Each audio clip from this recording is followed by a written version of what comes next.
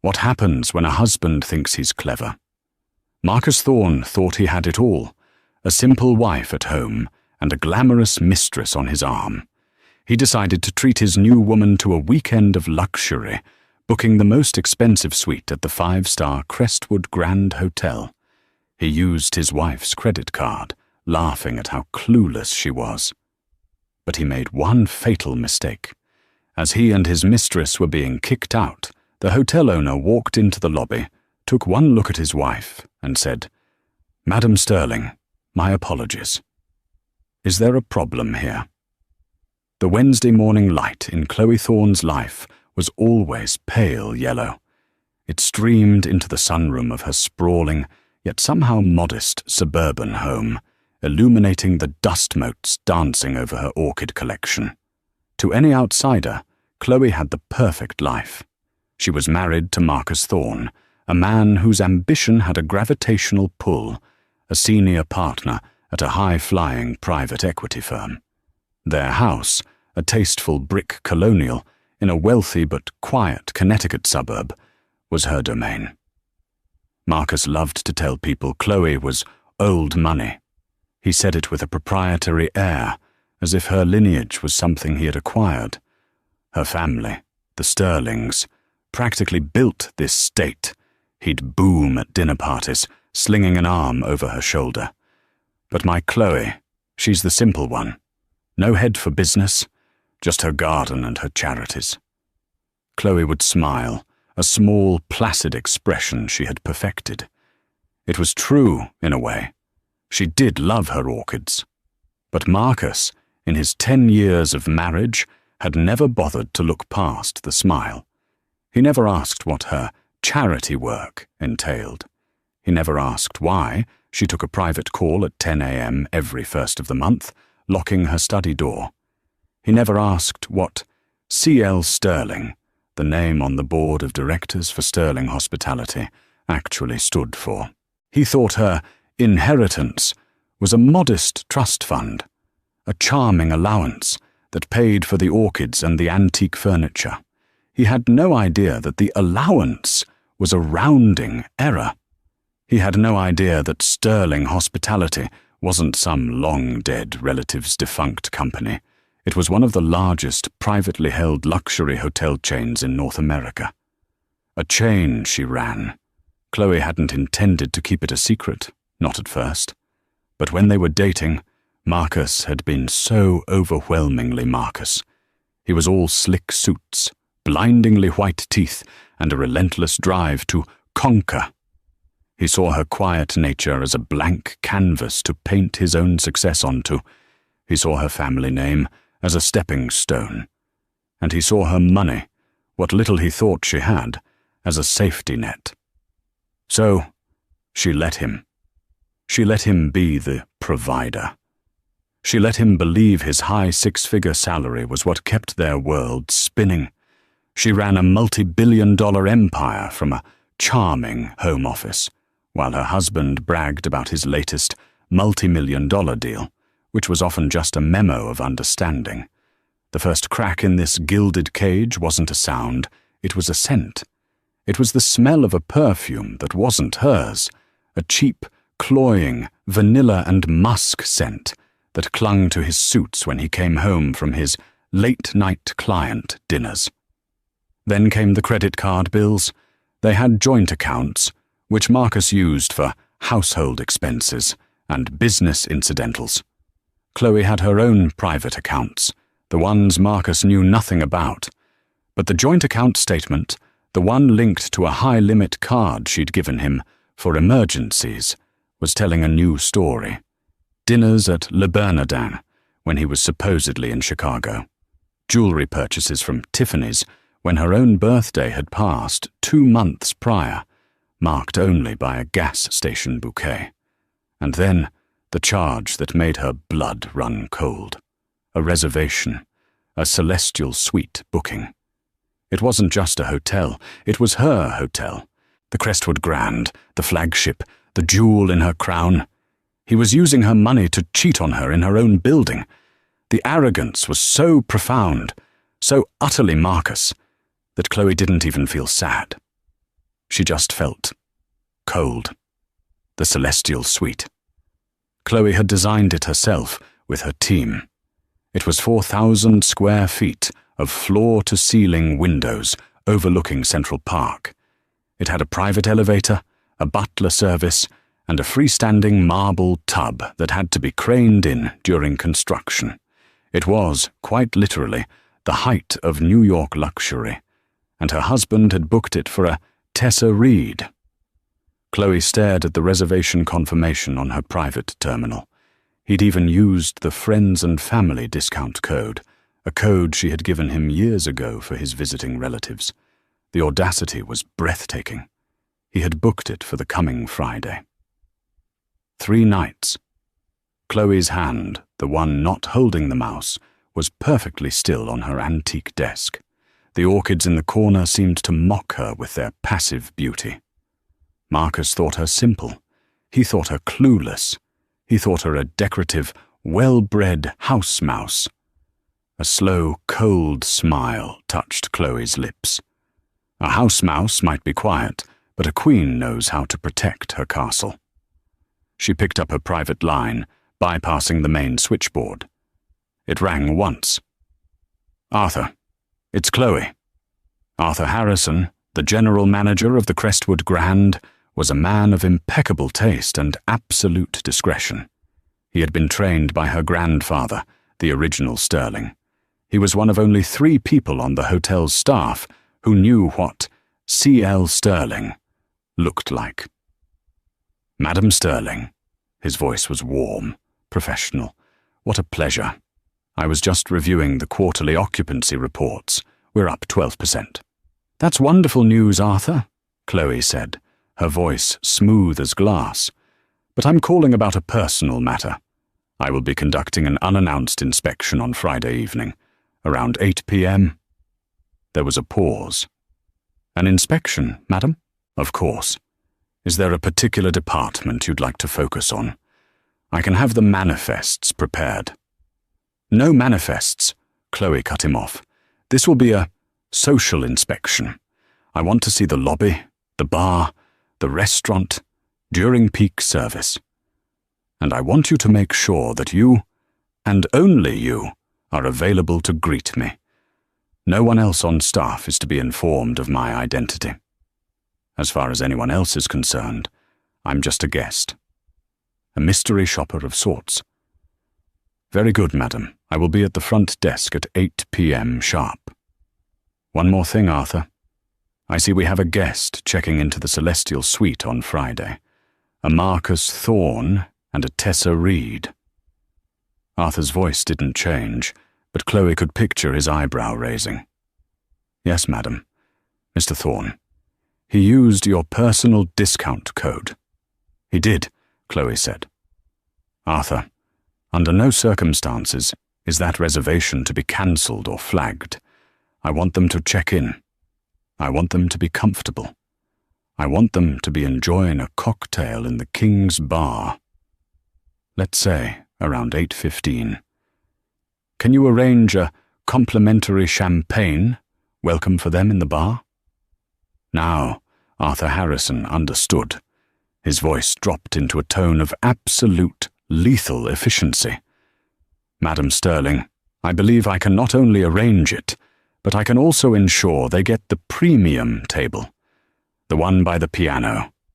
The one with the excellent lighting." "Arthur," Chloe said, the ice in her voice finally melting into something almost resembling a laugh. "You're a treasure." "I live to serve, madam," he replied. "We'll see you on Friday." Chloe hung up. She looked at the reservation again. "Tessa Reed." She Googled the name. A public Instagram profile popped up. Flashy, blonde, all pouting lips and designer knockoffs. Her bio read, "Living my best life, spoiled by my man." "We'll see about that," Chloe whispered to the empty room. Friday night descended on Manhattan with a cool autumn crispness. Chloe, having told Marcus she was visiting an old college friend in upstate New York, took the train into the city. She didn't dress in her usual quiet, understated elegance. tonight was different. She wore a simple, sleeveless black sheath dress by a designer Marcus wouldn't recognize. Her hair was pulled back into a severe, elegant chignon. Her only jewelry was the simple 3-carat diamond ring Marcus had given her, a ring she now realized was probably purchased with her own family's money, and a pair of modest pearl earrings. She looked like 1,000 other women in New York, professional, wealthy, and anonymous. She entered the Crestwood Grand not as its owner, but as a predator. The lobby was magnificent. It was her lobby. The soaring 40-foot ceilings, the Italian marble, the enormous vase of fresh-cut lilies and delphiniums in the center. Her signature. The scent of white tea and fig, a custom blend she'd commissioned, hung in the air. A quiet piano melody drifted from the King's Bar. She saw Arthur Harrison standing near the check-in desk, ostensibly reviewing a printout. He looked up as she entered. He gave no sign of recognition, only a fractional, almost imperceptible nod. He then turned and disappeared into his office. The signal was clear. He's here. They're here. Chloe walked into the King's Bar. It was dim, intimate, and packed. The walls were a dark mahogany, the booths a deep crimson velvet. And just as Arthur had promised, in the best-lit, most central table by the baby grand piano, sat her husband. He was laughing, a loud, braying laugh she'd once found charismatic. He was wearing his favorite Brioni suit, the one she'd bought him for their anniversary, and across from him sat Tessa Reed. In person, Tessa was even louder than her Instagram profile. She wore a red dress so tight it looked painted on, and her blonde hair was a haystack of extensions. She was dripping in new jewelry, the Tiffany's bracelet, a new diamond necklace. She was loud, and she was, to Chloe's discerning eye, unmistakably cheap. Chloe watched them for a long moment from the shadow of the doorway. She saw Marcus lean in, his hand on Tessa's knee. She saw him whisper something, and Tessa threw her head back and laughed, a shrill sound that cut through the sophisticated jazz.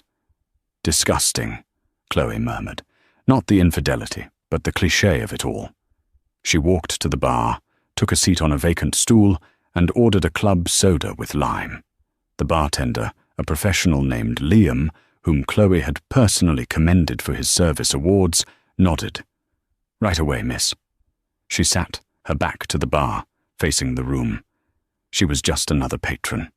She sipped her drink. She waited. She watched them order another round of champagne. She watched Marcus toast Tessa. "To new beginnings, baby." Tessa giggled. "Oh, Marcus, you're so bad. What about your boring wife?" Marcus waved a dismissive hand. "Chloe, she's fine. She's probably, I don't know, potting a plant. She has no idea what real life is. She's happy in her little bubble. It's better this way. She's taken care of. I'm free," Tessa supplied, her eyes glittering with greed. "Exactly," Marcus said, raising his glass. "Free." Chloe's glass hit the marble bar with a quiet, sharp click. She'd heard enough. She stood up, straightened her dress, and began to walk toward their table. The journey from the bar to the table was only 20 feet, but it felt like a mile. With every step, the sound of the piano seemed to fade, replaced by the thumping of her own heart. This wasn't her. She was the woman in the boardroom, the woman on the conference call, the woman who signed checks with 9 zeros. She was not the woman who confronted a cheating husband in a hotel bar. But as she walked, she caught her reflection in the dark, wood-paneled mirror behind the bar. She saw her own eyes, cold and clear. She wasn't a wife. She wasn't a victim. She was an owner, and this was an infestation. She stopped at their table. Marcus was in the middle of a story, his hands gesturing wildly. Tessa was gazing at him with a look of pure, transactional adoration. "Hello, Marcus," Chloe said. Her voice was quiet, but it sliced through their champagne-fueled bubble. Marcus froze. The glass in his hand stopped halfway to his mouth.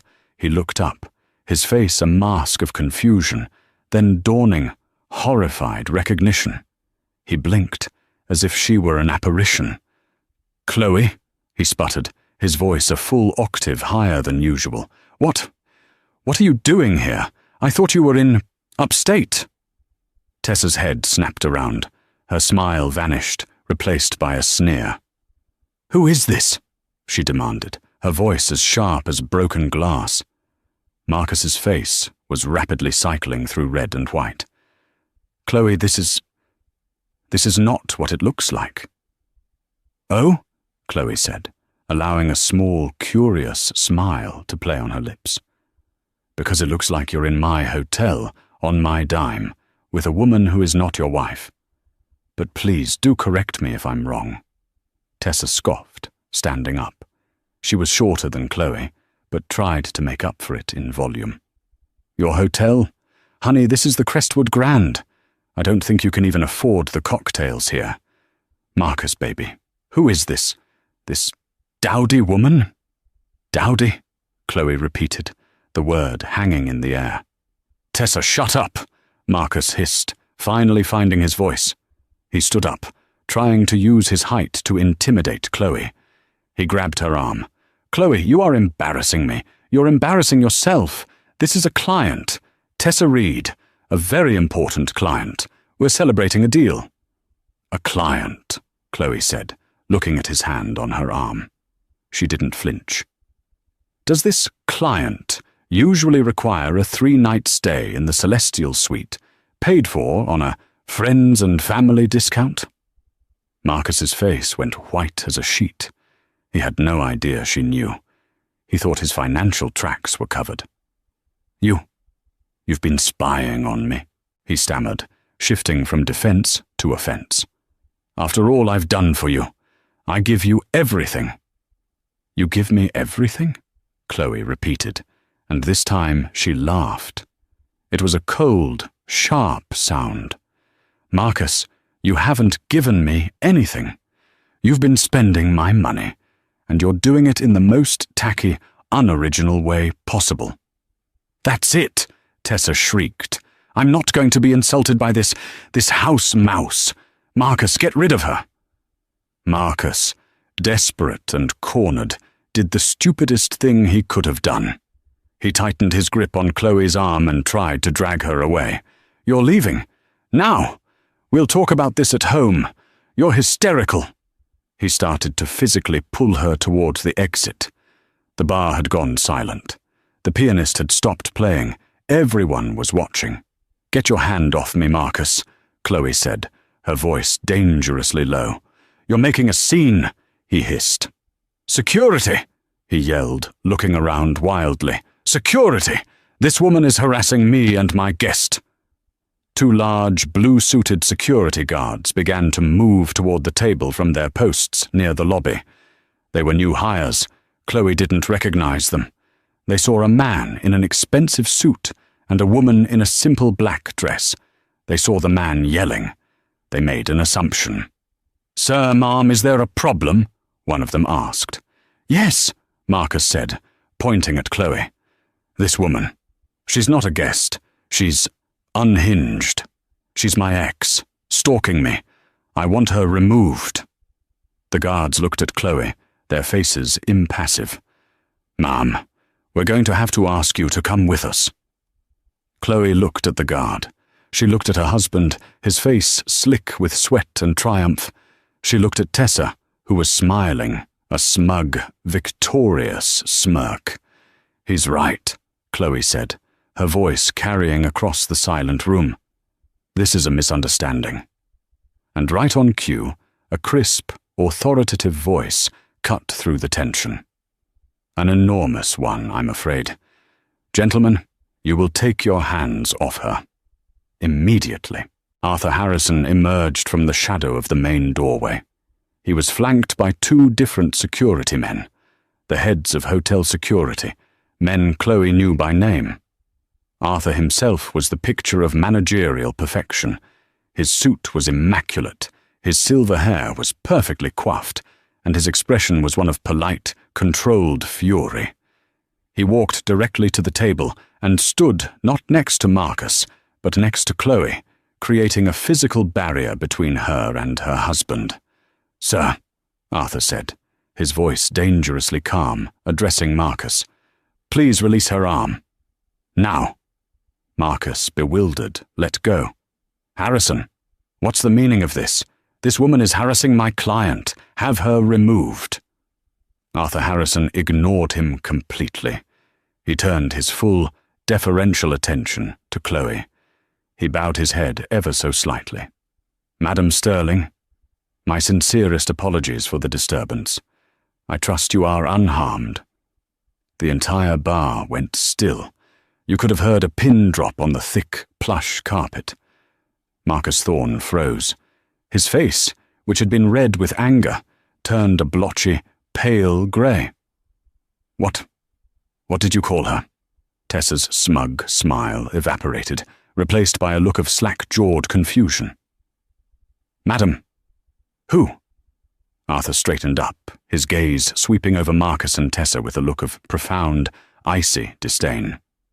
"I called her Madam Sterling, as in Chloe Louise Sterling, the founder, president, and CEO of Sterling Hospitality, the owner of the Crestwood Grand, this hotel."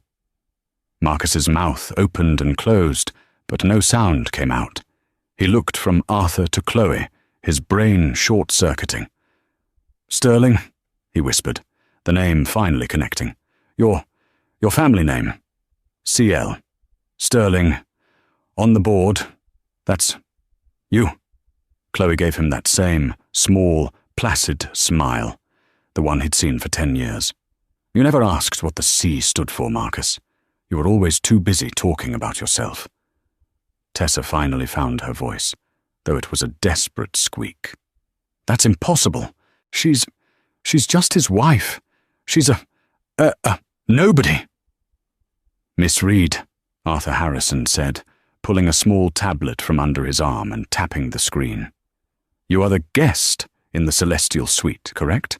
The one who has charged $18,000 in pre-arrival purchases from the hotel boutiques to the card on file?" Tessa's eyes widened. "That card," Arthur continued, "belongs to Madam Sterling. It has just been cancelled, as has your friends and family discount, and I'm afraid your reservation." "You can't do that!" Marcus finally roared, finding his voice. "I'm her husband. That's my room. That's my money." "No, Marcus," Chloe said, finally looking him in the eye. "It's my hotel. It's my money. And you are just a misunderstanding." She turned to her general manager. "Arthur?" Arthur nodded. "Mr. Thorne, Miss Reed, on behalf of Sterling Hospitality, I am informing you that you are trespassing." "Trespassing?" Marcus bellowed, the word echoing in the now silent bar. The pianist's hands were frozen over the keys. Every eye was on them. "Are you insane, Harrison? I am a guest. We are checked in. This is my wife. You can't just evict us. This is slander. It's assault." "On the contrary, sir," Arthur said, his voice as sharp and cold as a shard of ice.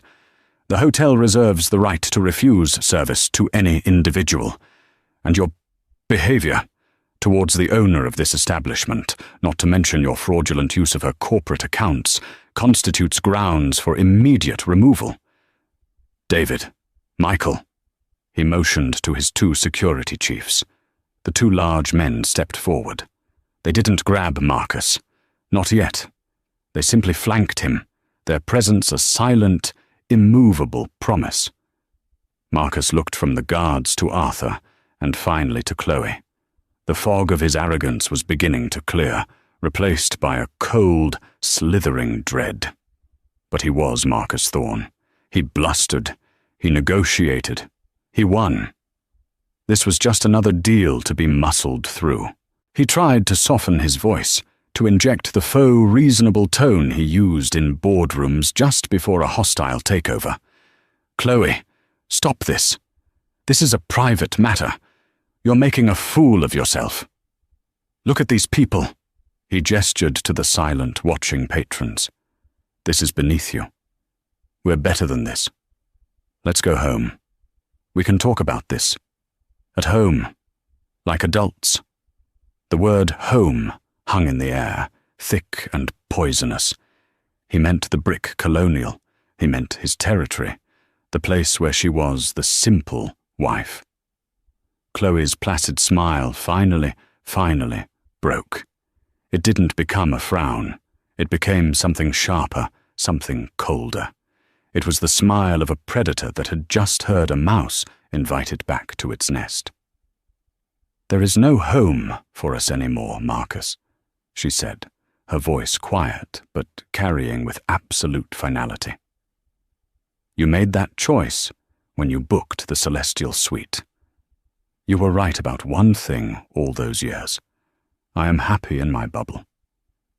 She took a step back and gestured, not just at the bar, but at the soaring ceilings, the Italian marble, the liveried staff.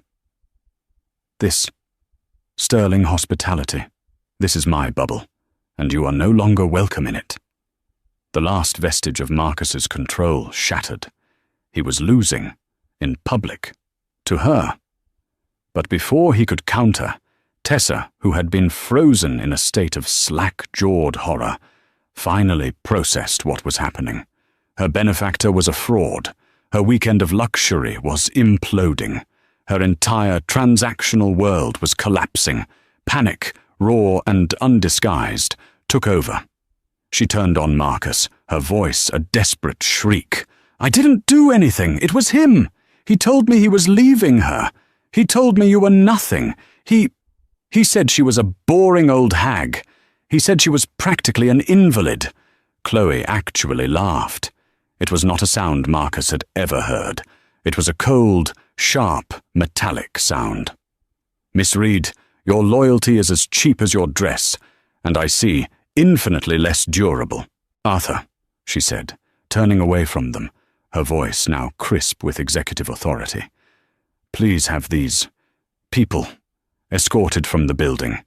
Their belongings from the Celestial Suite should be packed and brought to the curb. They can wait for them with the rest of the trash." "No!" Tessa shrieked. This was the part she understood. The things. "You can't! My stuff! My new bags! The Chanel! The Fendi from the boutique! You can't take my things! I'll call the police! That's my property!" She lunged, not at Chloe, but at the idea of her possessions. One of the security guards caught her arm. "Oh, but I can, Miss Reed," Chloe said, turning back. She was an educator now, teaching a very specific, very painful lesson. "Those new bags? They were purchased this afternoon, were they not? From the hotel's own boutiques? And they were charged to the card on file. My card. A card that, as of, about 5 minutes ago, was reported stolen. As was the discount code you used. You're not a guest, Miss Reed. You're an accomplice to fraud. Those items are hotel property until they are paid for. And since your man is about to have his assets frozen, I'd say they're mine. Consider them a small restocking fee for the sanitization the suite will require." Tessa's face crumpled. The fight went out of her, replaced by the gulping, desperate sobs of a child. Marcus, however, had found his footing. He was a cornered animal, and he had one last rusted weapon, the legal system. He thought he finally understood the game. She'd revealed her hand, and in his mind, it was a fatal mistake. He shook off the guard's arm, straightened his Brioni suit, and laughed, a dry, rasping sound. You idiot!" he spat at Chloe. His eyes were glittering with a new, venomous hope. "You arrogant, stupid bitch! You think this is a victory? You just made the biggest mistake of your life." He was loud now, projecting for the entire room. "You'll regret this, Chloe. You'll be hearing from my lawyer, Rex Brannigan. He's going to end you. I'll take you for everything. Half of this is mine. Do you hear me? Half! Half of this bar, half of this building, half of your precious company. I'm your husband. That's the law. You just publicly admitted to your entire worth, and I'm entitled to half of it." He was beaming, a man who thought he'd just found the ace in his sleeve. The bar patrons murmured. He was right, wasn't he? Half. Chloe looked at him. The pity in her eyes was so profound, it was almost cruel. She took one step toward him, so close the guards tensed. She spoke quietly, her voice a silken thread meant only for him. "Oh, Marcus, you really should have read the prenup." He froze. "What? What prenup?" "The one you signed 10 years ago at Alan Jacoby's office. The one you didn't even read. The one you called a formality and dusty nonsense before we rushed off to our engagement party." That won't hold up," Marcus stammered, his new confidence evaporating like mist. I'm your husband. I contributed." "You contributed nothing," Chloe whispered, her voice a stiletto. "My lawyer, Alan Jacoby, you remember, the one you called a dusty old fossil. He's very, very good. He's also the executor of my family's trust. The prenup is not a document, Marcus. It's a fortress. Premarital assets, it says. The Sterling Hospitality Group, all its holdings, past, present, and future, were inherited from my grandfather. They are separate and sacrosanct. They are all mine. They were always all mine." She leaned in, her eyes boring into his. "You, on the other hand, signed away all rights to my assets in exchange for, I believe the clause was, all future earnings from your own career." She looked him up and down at his rumpled, expensive suit, his sweaty, blotchy face. "How's that career looking right now, darling?" The color drained from Marcus's face. He was a fish in a vacuum. No air. No escape. He had no words. There was nothing left to say. "David, Michael, get them out of my hotel," Chloe ordered. This time, the guards did not hesitate. David took Marcus by the right bicep. Michael took Tessa by her left, and they began to walk. The journey from the King's Bar across the 40-foot expanse of the gleaming marble lobby was the longest walk of Marcus Thorne's life. It was a walk of pure, unadulterated humiliation. Every footstep echoed. The other guests in the lobby, dressed for dinner or the theatre, stopped. They stared. They pointed. And then, worst of all, they started recording. Little red lights, the glow of iPhone screens. Marcus saw them.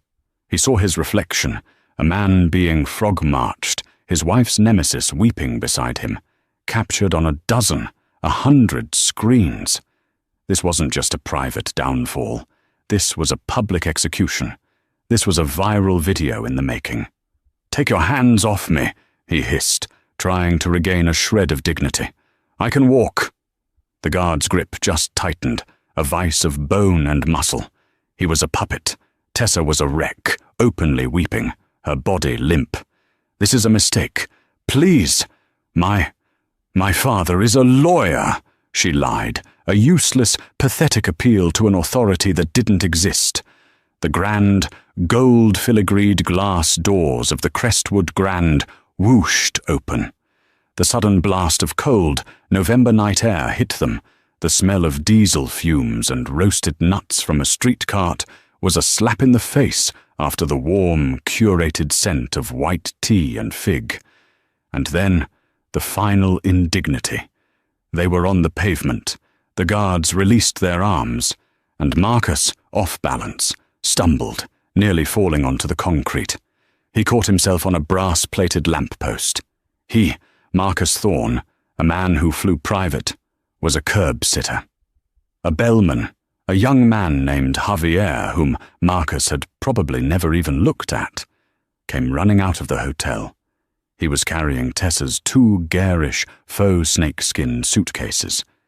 He didn't set them down. He dumped them. They clattered onto the sidewalk. One of the cheap zippers burst, and the suitcase flopped open, spilling cheap lingerie, a tacky I-3N snow globe, and 3 pairs of new, high-end shoes onto the dirty concrete. "My things!" Tessa shrieked, a primal wail of loss. She dove for them, scrambling on her hands and knees on the Fifth Avenue sidewalk, trying to shove her belongings back into the broken bag. Marcus just stood there, leaning on the lamppost, watching the woman he'd thrown his life away for groveling in the gutter. He looked back at the hotel. Through the glass, he could see Chloe. She was standing in the center of the lobby, a picture of absolute, serene control. She watched him for a moment. She didn't smile, she didn't wave, she just was. Then she turned her back on him and walked toward the private elevators. Inside, the lobby was restoring itself to order. The younger guard, the one who had first accosted Chloe, approached Arthur Harrison, his face pale and slick with sweat. "Mr. Harrison." "Sir?" "Madam, I didn't know. I was just... He said she was a stalker. I almost..." Arthur Harrison put a firm, steadying hand on the young man's shoulder. He wasn't angry. He was teaching. "You followed a guest's complaint, son. An understandable error. But let this be your most important lesson at this hotel. The guest is not always right. But the madam always comes first. Always. Now go back to your post and straighten your tie." The guard, looking profoundly relieved, nodded sharply. "Yes, sir." Arthur turned as Chloe approached him by the private gold-leaf elevator bank. "Arthur," she said, her voice calm, "the Celestial Suite. It's tainted. I won't be staying there. Please have it deep cleaned. Throw everything out. The rugs, the furniture, all of it. I'll redecorate." "At once, Madam Sterling," Arthur said, bowing his head. "Your private residence? The penthouse?" "It is, as always, kept ready for you." "Yes," Chloe said, as the elevator doors chimed and opened, revealing a car of polished private mahogany. "The penthouse will be perfect." She stepped inside. "And Arthur?" she said, turning back as the doors began to close. "Madam? Send up a bottle of real champagne, the 1996 Krug, and get Alan Jacoby on the line for me. Tell him, the negotiation phase is over. It's time to file." "Yes, madam." "Oh," she added, as a final thought, "and call the bank. I need a new credit card." The door slid shut, encasing her in polished wood and silence, leaving Arthur Harrison alone in the magnificent, quiet lobby. Outside, the sounds of Tessa's weeping and Marcus's first, desperate, failed attempt to hail a cab were lost to the New York night. The immediate aftermath of an explosion is not the fire, it is the silence. It is the ringing in your ears, the dust settling, the dawning, horrifying realization of the new landscape. For Marcus Thorne, the landscape was a stretch of pavement on Fifth Avenue. He was sitting on the curb, a man in a $4,000 Brioni suit, sitting on a dirty New York City sidewalk, next to 2 garish faux snakeskin suitcases. Tessa was standing, her arms crossed, her face a streaked, ruinous mask of cheap mascara and pure, unadulterated fury. "You said," she shrieked, her voice a raw scrape, "you said she was nothing, a simple little wife, a house mouse. You said you had all the money." "Shut up, Tessa," Marcus growled, rubbing his temples. He had a headache that felt like a drill bit. He pulled out his phone. He had to fix this. He'd call his lawyer. He'd call his bank. He'd call someone. He jabbed at his contacts. "Call Alan Jacoby." "Alan Jacoby. Calling." The phone rang once, twice. The party you are trying to reach is not accepting calls at this time. Goodbye. Not accepting. He was blocked. Chloe had already blocked him from her lawyer. What's wrong? Tessa demanded, seeing the look on his face. Call your bank. Get me a car. I am not standing here. I am handling it, he roared. He dialed his private banker at Chase. Mr. Thorne, what a surprise. The banker's voice was suddenly cool, all traces of their usual golf buddy familiarity gone. Robert, thank God. I have a situation. My cards are being declined. It must be a security flag. Can you lift it? I'm in a bit of a jam. There was a stiff pause. Mr. Thorne, I'm afraid I can't. Liss Pendon's notice was just filed against all your known assets by the Sterling Hospitality Legal Group. It's a very comprehensive filing. A what? What does that mean? It means, Marcus, Robert said, his voice flat, that your accounts are frozen, pending litigation, all of them. The joint accounts, your personal trading account, even your 401k. I've never seen anything move this fast. I'm sorry. The line clicked. He'd been hung up on, frozen. The word hit Marcus with the force of a physical blow. Well, Tessa snapped. My car. The accounts are temporarily frozen, Marcus stammered, his world tilting. Frozen. Tessa's eyes went wide with animal panic. She wasn't angry anymore. She was terrified. You mean, you're broke? I'm not broke. It's a misunderstanding. The kind Chloe was talking about, he said, the words tasting like ash. Oh my God, Tessa whispered. She looked at him, truly saw him for the first time. He wasn't a provider. He wasn't a ticket. He was a fraud. You used me, she screamed. You lied to me. I lied. You were the one dripping in jewels you didn't pay for. They were gifts. They were rent. Tessa slapped him, hard. The sound cracked in the night air. Then she did the only practical thing she could. She saw a yellow cab stuck in traffic and lunged for it, yanking the back door open. Get me out of here, she yelled at the driver. I have cash. Just drive. The cabbie, seeing Marcus in his rumpled suit and the suitcases, gunned the engine and peeled away, leaving Marcus Thorne alone on the curb. He sat there for 10 minutes, then 20. The doorman of the Crestwood Grand, under strict orders from Arthur, did not acknowledge him. He was just another piece of human debris on the New York sidewalk. He had no money. His phone was at 10% battery. His wife, the simple woman, had just checkmated him in 3 moves. Eventually, he stood up, abandoning Tessa's luggage. He walked 3 blocks to the subway. He, Marcus Thorne, a partner at a private equity firm, had to use the last $5 in his wallet to buy a Metro card. As he swiped through the turnstile, the metallic clack sounded, to his ears, like the door of a prison cell slamming shut. Upstairs, in the celestial suite, Chloe Sterling was not celebrating. She was working. The sanitizing had been swift. The champagne flutes Marcus and Tessa had used were thrown away, not washed. The linens were stripped. The scent of white tea and fig was pumped back into the air, erasing the cloying vanilla musk of Tessa's perfume.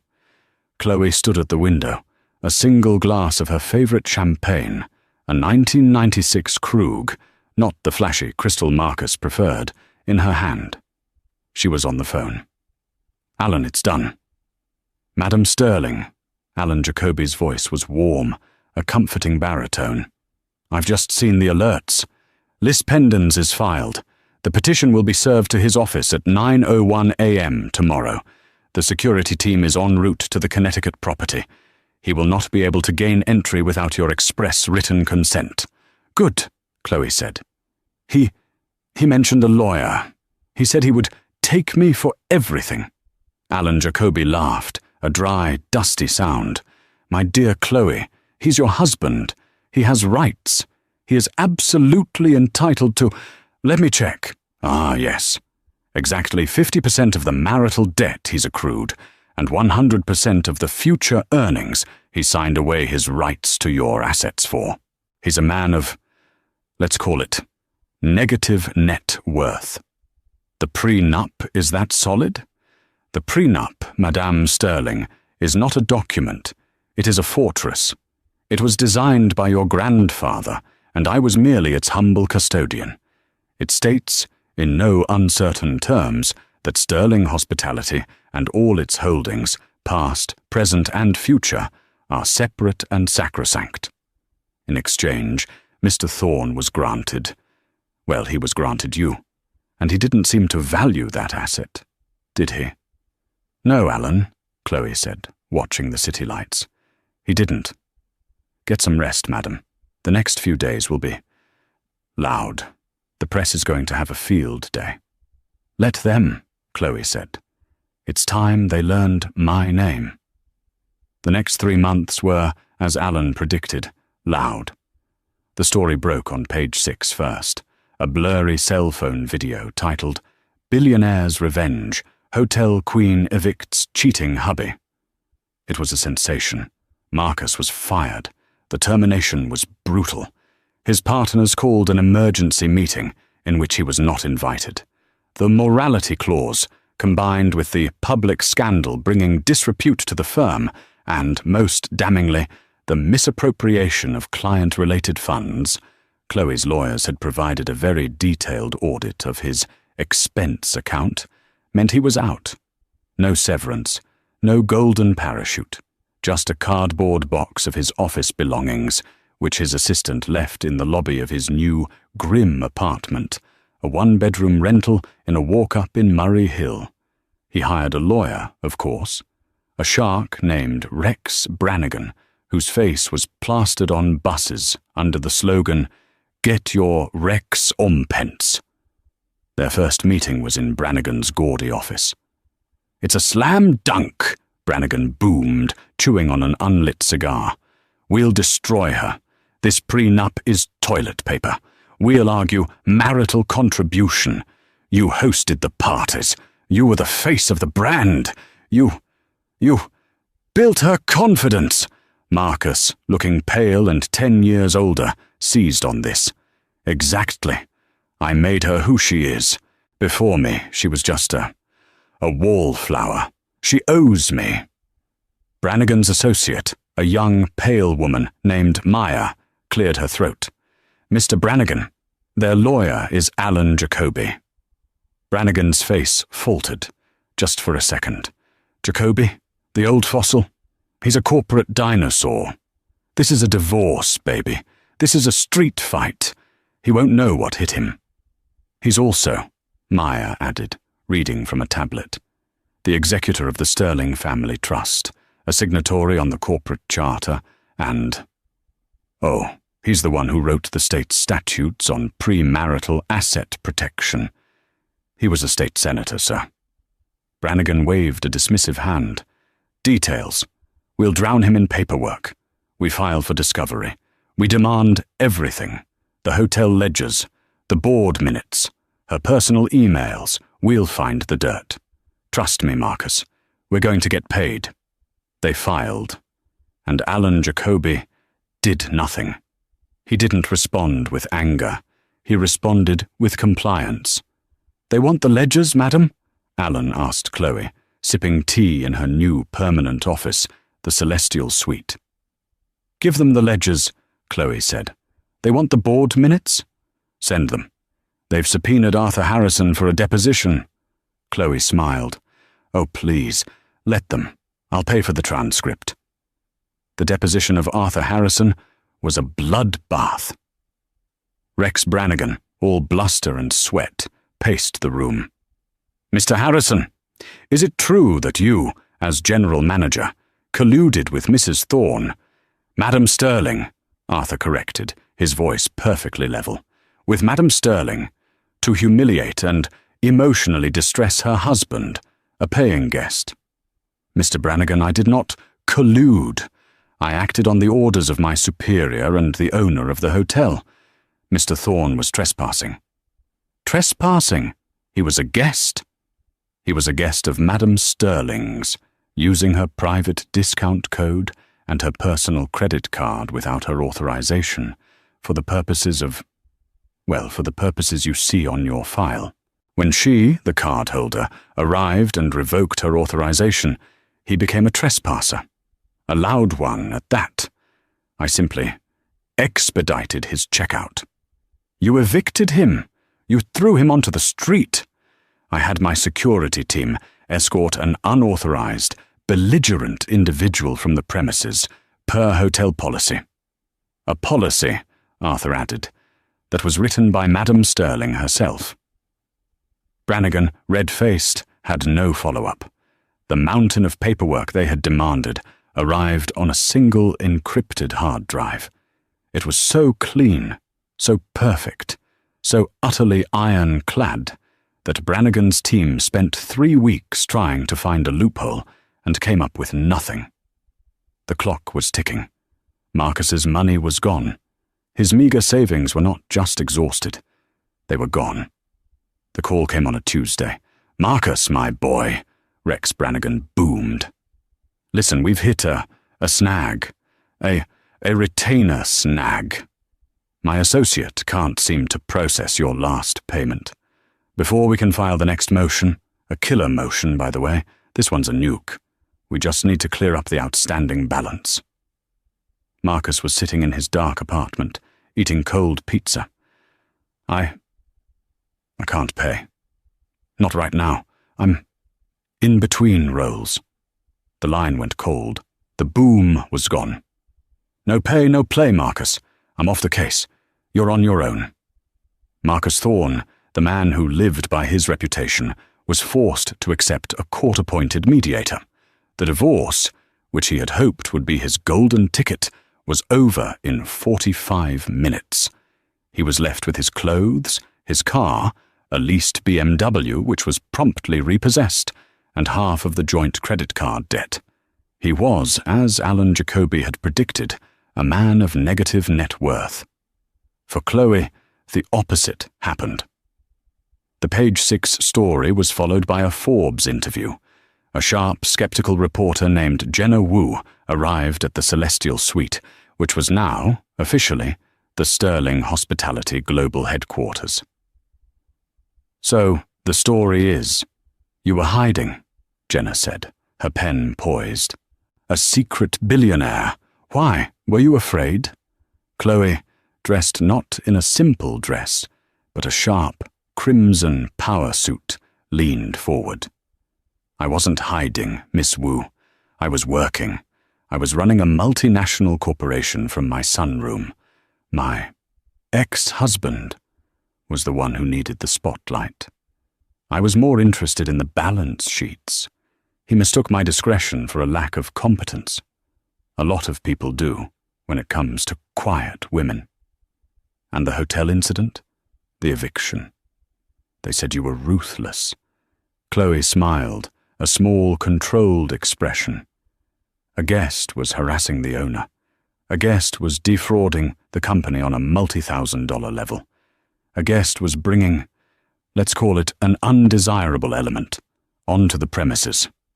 I acted as any CEO would. The fact that the guest was my husband was personally disappointing, but professionally irrelevant. You can't let a pest infest the flagship. You have to handle the problem. Jenna put down her pen. My God, he never stood a chance, did he? He had a 10-year chance, Chloe replied, her voice softening for a second. He just cashed it in.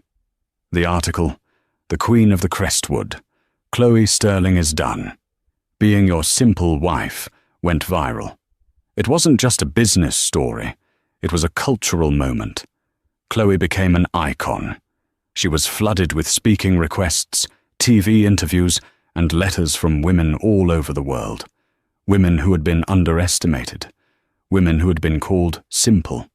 Women who were house mice sitting on empires.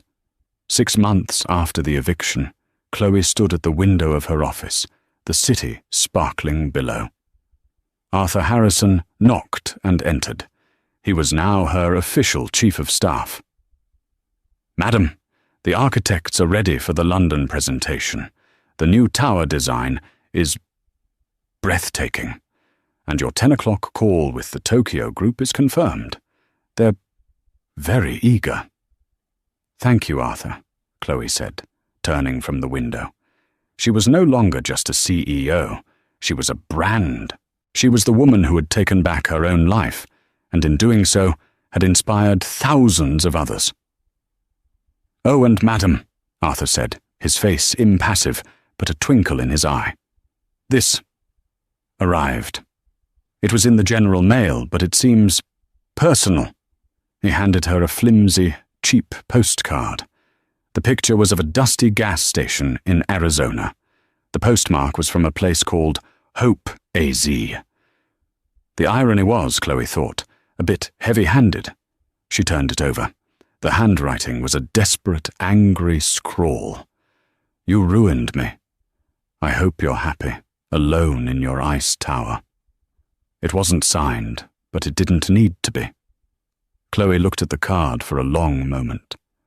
She thought of the man who wrote it, the slick, charming man she'd married, the desperate, screaming man who'd been dragged from her bar, the pathetic, broken man who was now, apparently, somewhere in Arizona, blaming her for his own self-destruction. "Shall I have it disposed of?" Arthur asked. "No, Arthur," Chloe said, a slow smile spreading across her face. "I'll keep it. It's a business expense reminder. The cost of a bad partnership." She didn't put it in a drawer. She propped it up on her pristine $1,000 desk blotter. A trophy. A warning. "He's still so dramatic, isn't he?" she mused. "My ice tower. He sees alone, I see. Uninterrupted. He sees an ice tower, I see a headquarters." She tapped the postcard. "He's right about one thing, though. I am happy." A new energy, a new purpose, filled the room. "Arthur," she said, her voice electric, "get Alan Jacoby on the line. And then, get me the head of our charitable division, the one we keep for tax purposes." "The Sterling Foundation?" "Madam, it's mostly dormant. We fund a few scholarships." "Well, we're waking it up," Chloe said, turning to her desk. "I'm seeding it with a new personal donation. Let's call it the Marcus Thorne Severance Package. Everything he would have gotten if he'd been a decent human being. A donation, madam. I want to start a new initiative, a grant, a foundation for women. Women who have been told they're simple. Women who are sitting on billion-dollar ideas but are being told to go pot plants. Women who are partners to men who see them as accessories." Arthur was smiling, a full, genuine smile. This was the Chloe he'd known for 30 years, the one her grandfather had trained. "A wonderful idea, madam. What will you call it?" Chloe looked at the postcard, then at the city. "He called me a house mouse. Let's call it the Lioness Fund, for the quiet ones who are ready to roar." She picked up the postcard and, with a sense of finality, dropped it into the shredder. She was done with the past. "Now," she said, "all business. About the King's Bar. I've never liked that name. It's derivative and inaccurate." "It has been the name for 50 years, madam."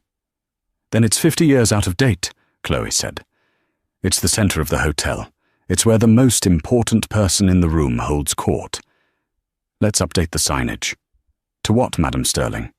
Chloe looked at Arthur, her eyes clear and bright. "The Queen's Court. It's time for a new reign." And just like that, Madam Sterling took back her name, her power, and her company, all because her cheating husband thought she was too simple to notice. He saw a house mouse, but he was living in the Queen's castle, and he forgot the #1 rule. The house always wins.